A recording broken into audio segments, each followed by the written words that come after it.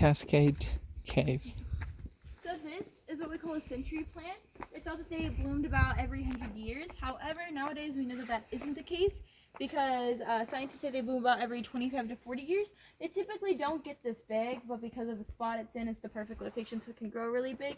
You can also make a little drink out of this. It's pretty popular around here called tequila. Don't know if y'all have ever heard of it. Tequila, you're right. Pretty popular around here, you know. You're in Texas. Yeah, it is really big. It's a type of agave plant. With agave, which is pretty cool. And you can see the desert cactus starting to bloom underneath. They're really pretty. So this one should be blooming within the next year or so. I don't think I can carry any of y'all back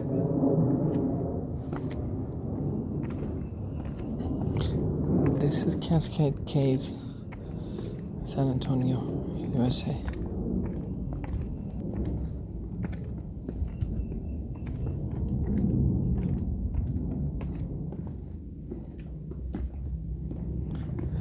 So this is the entrance of the cave.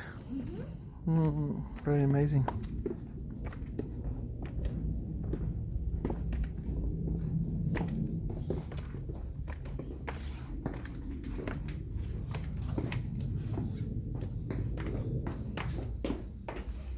So from here on out, the cave does get very, very slippery. You guys are going to want to watch your step. I've had a lot of people slip and fall. I've had a lot of people hit their head because the ceiling does get very low in some parts.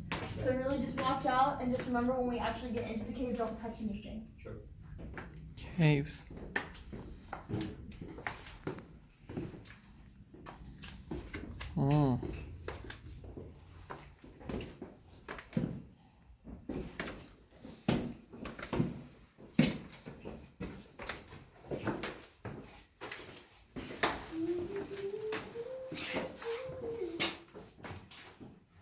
Subhanallah.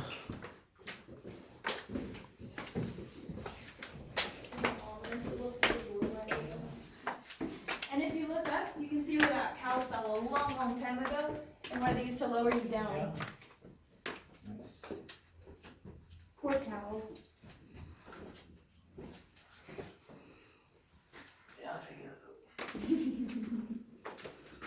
Probably that was only cow was not eaten by anybody.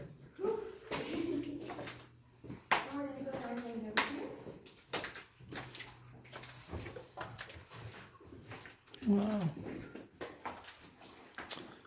Subhanallah.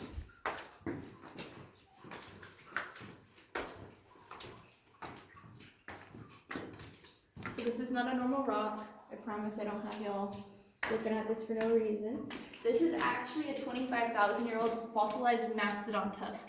And a mastodon is like a smaller woolly mammoth. They think that it fell down the peep in the deep 25,000 years ago, and it got lodged here after a flood behind this big rock. And so you can see, this is the part of it right here that's the tusk. However, the tusks are normally a lot longer, but if you would come down here with Alfred Gray in 1932 and you tipped him a little bit extra, he would actually take out his knife and he would chip you off a piece and send you home with it. Which nowadays, you know, you can tip me extra. I'm just not going to do that because that would be a huge felon right there. And I don't think I want that. So it's pretty cool though. Yeah. So you got a fossil. We're going to go ahead and we're going to move this way.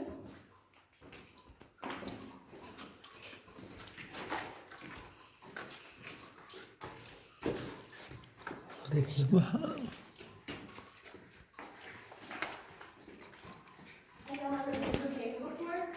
Yeah, I did.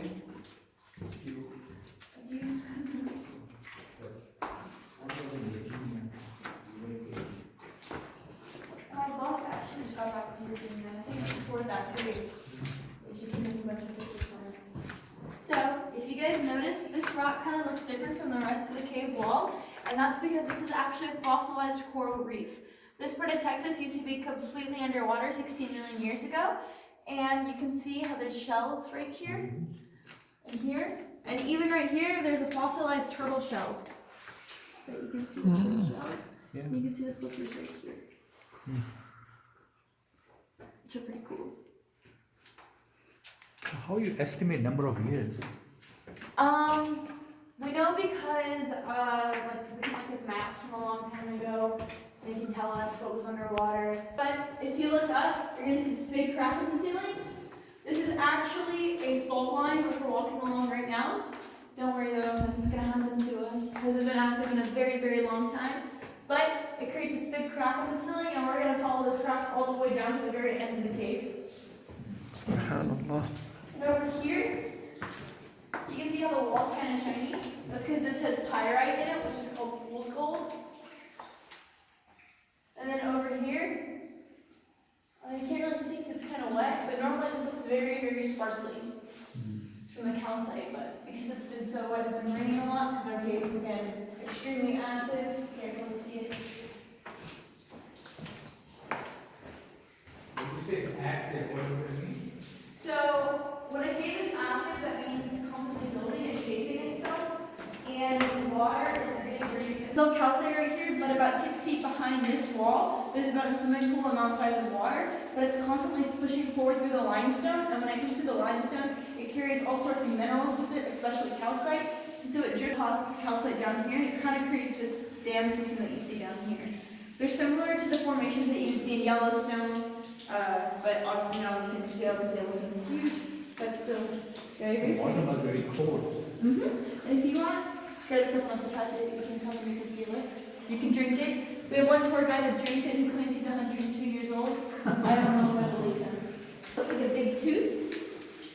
It doesn't normally drip like this. It's dripping like this because we've had so much water over the past few days that the water's been seeping through the rock.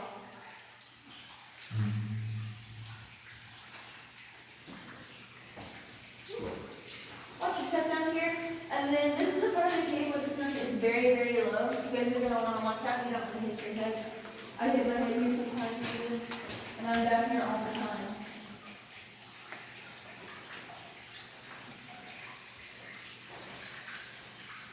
अल्लाह की कुदरत है जी देखें. They call this molar.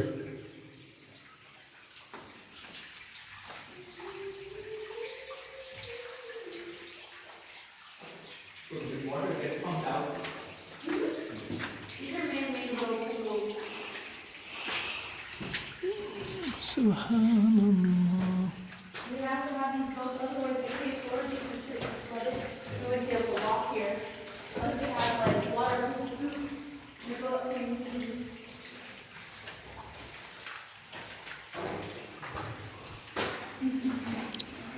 Subhan. These are called soda straw formations. And that's because they kind of look like straws. If you were to chip one off and you were to suck up water through it, it would taste like a third-degree felon. But that joke. It takes these about 20 to 30 years to form, which is relevantly fast in cave time. Pretty cool. And then, if you feel the cave drip on you at any time, like right here, or some of the spots over here, one just dripped on my mouth. It's called a cave kiss, so it's supposed to add a year of good luck onto your life.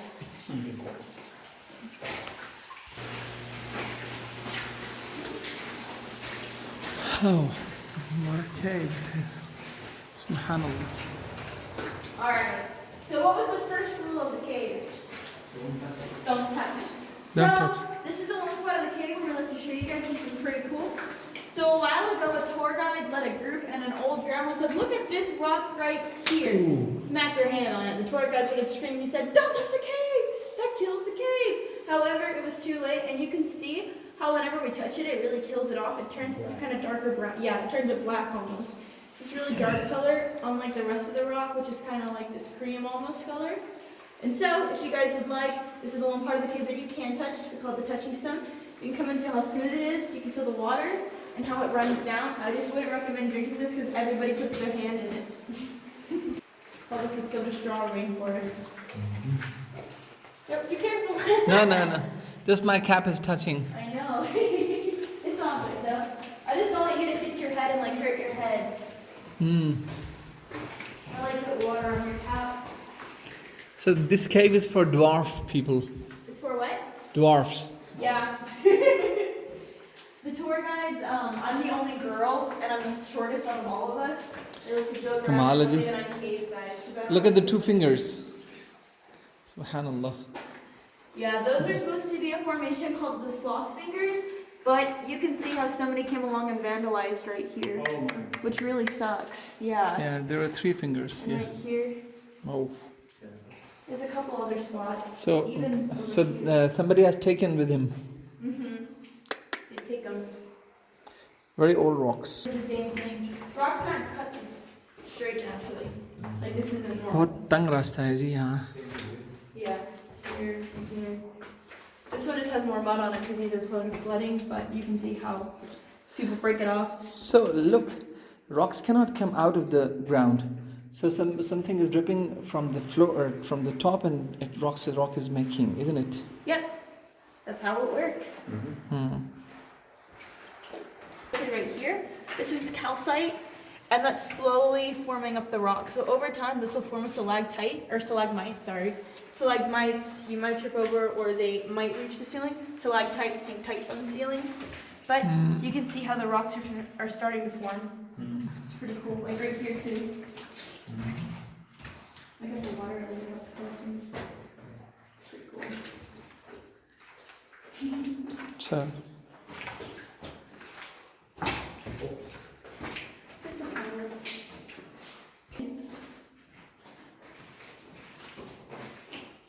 What do you guys think this green stuff is?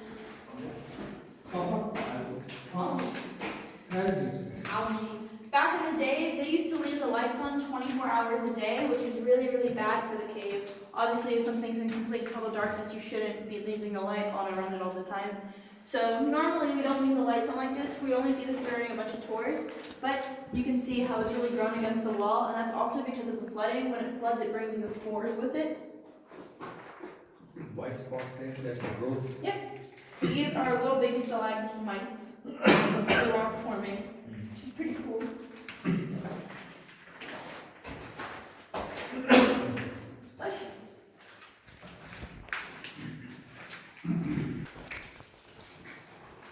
सुभान अल्लाह. देखिए कितने नीचे है कि ये हम अगर झुक के नहीं चलेंगे यहाँ तो ये रॉक्स हमारे सर को टच करेंगी. This is what we call the imagination room. It's because whenever you look at the rock, everybody kind of sees something different. So within these formations right here, I've had a couple kids tell me jellyfish, I've heard octopus, I've heard bears, I've heard ball-bottom dreadlocks, I've heard all sorts of funny things. But they're pretty cool. Looking at the rocks is kind of like looking at clouds, you know, everybody kind of sees something different. And so back here behind you, somebody told me that this looks like Snoopy sitting on his doghouse. Right here. It's pretty funny. And then another kid told me that this right here looks like a buffalo. Yep. And then another kid said, no, that's not a buffalo, it's a shark. Kind of step back. Looks like a big shark. Which is pretty cool. You're right. Pretty cool. It's a crocodile in the wall, a fossilized crocodile.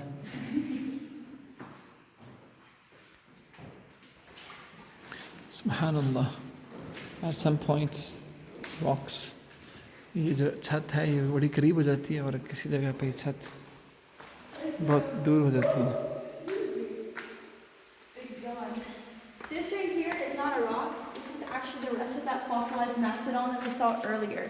So this is the shin bone to that same animal that fell down the peak in the deep 25,000 years ago.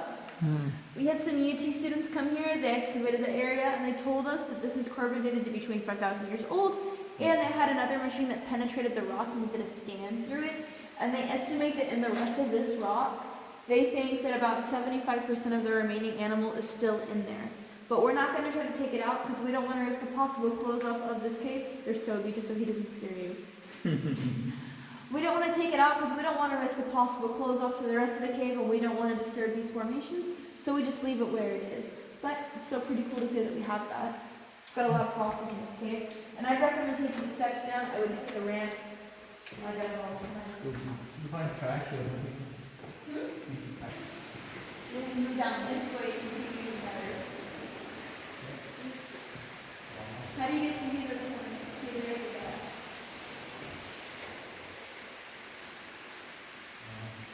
I had one kid tell me moon craters. I was like, no. And then my sister came down here one time. She was like, oh, you just picked up a rock and you threw it at the ceiling really hard, right? I was like, yeah, that's exactly what happened. These are actually called solution domes. These are formed by floodwaters.